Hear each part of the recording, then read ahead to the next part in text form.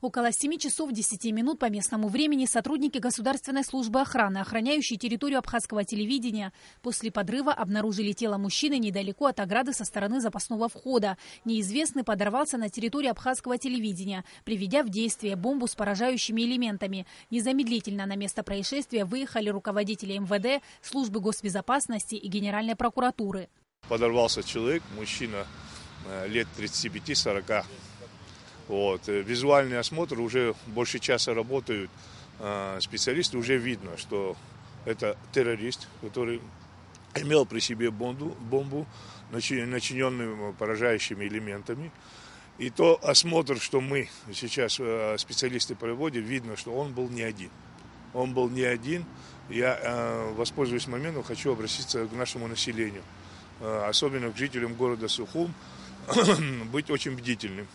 Если вы увидите, что где-то посторонние предметы не умеете, обязательно сообщать в правоохранительные структуры.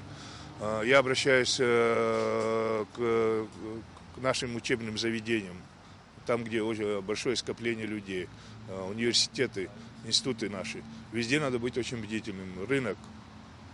Я еще раз хочу обратиться к населению. Будьте внимательны и бдительны. Мы сейчас будем проводить очень серьезные оперативные мероприятия. Помощь ваша нам необходима.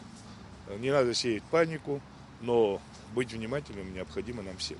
Преступник был одет в спортивный костюм темного цвета. Рядом с телом обнаружены предметы, похожие на телефон и фотоаппарат. По предварительным данным, взрывное устройство он планировал привести в действие позже, но не сумел справиться с бомбой, и взрыв произошел раньше назначенного времени.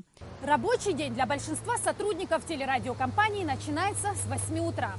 Вход на территорию АГТРК возможен с центральных ворот и запасного входа. И именно отсюда сотрудники АГТРК частенько попадают на работу. Лишь по счастливой случайности к моменту взрыва никого не оказалось рядом.